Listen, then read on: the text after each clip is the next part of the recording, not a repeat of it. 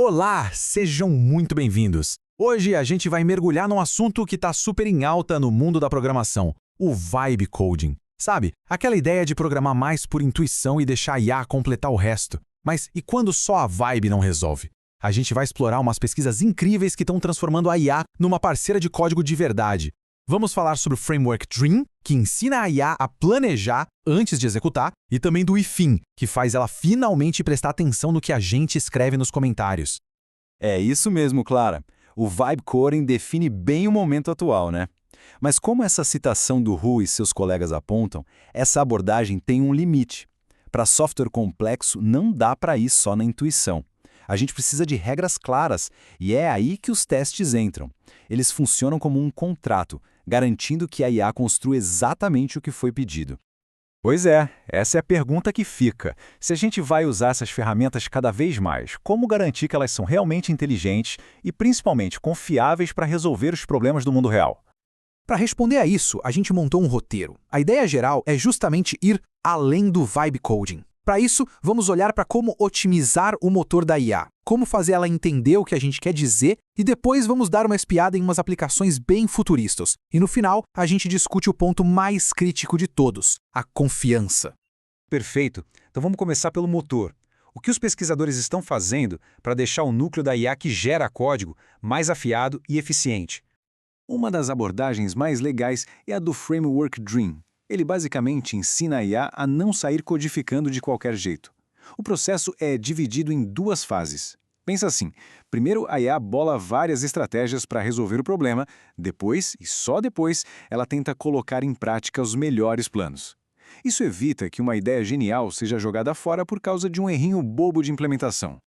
Ah, entendi. Então ela não só planeja antes, como também gerencia a própria energia, digamos assim. Se um passo é fácil, ela resolve rápido e guarda o fôlego para as partes mais cabeludas. Faz todo sentido, parece bem mais inteligente.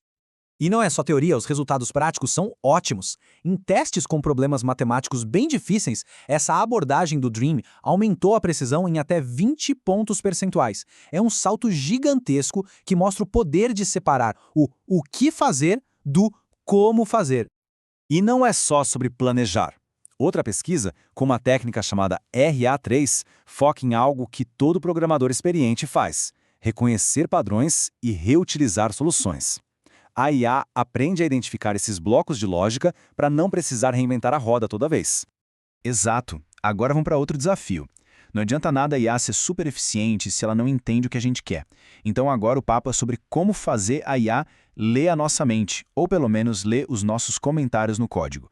Nossa, esse exemplo é perfeito. Quem nunca passou por isso? Você deixa um comentário super claro, tipo, filtrar números negativos, esperando que a IA entenda a dica. Mas aí, ela ignora completamente e tenta adivinhar a lógica, muitas vezes errando feio. É um desperdício de informação. É para resolver exatamente isso que surgiu o método AFN. A sigla significa, em tradução livre, preenchimento no meio consciente da instrução. A sacada é treinar os modelos de IA especificamente para tratar os comentários não como um texto qualquer, mas como uma ordem direta sobre o que o código a seguir precisa fazer. E olha o resultado disso. A precisão de acerto do código sobe para quase 94%. É uma diferença brutal. Pensa no tempo que a gente economiza não tendo que corrigir os palpites errados da IA. Fica claro que as pistas sempre estiveram lá, a gente só precisava ensinar a IA a ler. Beleza, então já vimos como deixar a IA mais eficiente e mais atenta ao que a gente quer. Agora vamos para a parte mais ficção científica, digamos. O que mais essas IAs superpoderosas podem fazer, além de escrever código num editor? Se liga nisso!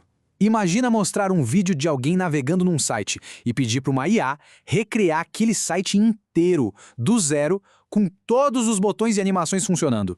Exatamente isso que um teste chamado IW Bench faz. A IA tem que entender não só o visual, mas a lógica por trás de cada ação. Mas aí é que está o pulo do gato. Os modelos atuais são ótimos em copiar a aparência, a fidelidade visual é alta. O problema é fazer o site funcionar de verdade. A correção funcional ainda é muito baixa. O melhor modelo atinge pouco mais de 36% de acerto. É como se a IA conseguisse desenhar um carro idêntico, mas esquecesse de colocar o motor. Essa ideia de ensinar a IA vai parar até no mundo físico. Tem uma pesquisa onde qualquer pessoa, mesmo sem saber programar, pode ensinar uma tarefa. É um ciclo. Você demonstra uma jogada de futebol, por exemplo, e vai narrando. A IA tenta criar um programa para aquilo e te mostra o que entendeu. Se estiver errado, você demonstra de novo para corrigir. É um aprendizado super intuitivo. E para fechar essa ponte entre o digital e o real, existe o MTP, o Planejamento por Transferência de Memória. A ideia aqui é genial. Uma IA treina robôs em simulações, onde errar não custa caro. Depois, um robô de verdade usa essa memória de acertos da simulação para aprender a fazer as tarefas no mundo real de forma muito mais rápida e segura.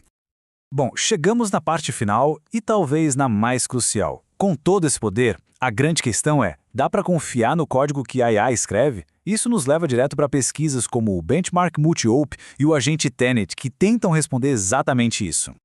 E esse número, que vem de um benchmark chamado Multi-Op, é um balde de água fria. Ele mostra uma falha grave. Quando a gente pede para a IA criar uma função simples, ela vai bem. Mas quando o trabalho envolve programação orientada a objetos, que é a base da maioria dos softwares complexos que usamos, o desempenho dos melhores modelos pode desabar mais de 65 pontos. É um assistente que sabe escrever palavras, mas não sabe formar uma frase com sentido. E não é só complexidade, é generalização. Um modelo pode ser um gênio em Python, mas um desastre em Java. Isso indica que a IA talvez esteja só decorando padrões de uma linguagem em vez de aprender os conceitos de programação de verdade. Para lidar com isso, já existem agentes como o Tenet. Ele age como um programador de verdade. Ele escreve o código, testa, se falhar ele para, reflete sobre o erro, busca informações para entender a causa e tenta de novo. É um ciclo de testar e consertar até o código ficar perfeito. Só que aí a gente cai no problema final, que essa citação resume perfeitamente. Se no fim do dia uma pessoa precisa revisar linha por linha do que a IA fez, qual é a vantagem? A gente troca o tempo de programar pelo tempo de revisar e o ganho de produtividade pode ir por água abaixo. A solução mais robusta para isso é algo chamado verificação formal. A ideia é pegar o raciocínio da IA, que vem em texto, e traduzir para uma linguagem matemática. Aí, outras ferramentas podem provar matematicamente se cada passo daquela lógica está correto. A gente sai da confiança baseada em passou no teste para uma confiança baseada em está matematicamente provado. E tudo isso nos deixa com essa pergunta final, que vai definir o futuro da área. Como a gente constrói sistemas de IA que não apenas são úteis, mas que são fundamentalmente confiáveis? O desafio não é só fazer a IA programar mais rápido, é fazer com que a gente possa acreditar no que ela cria. Muito obrigada por explorarem esse futuro com a gente hoje.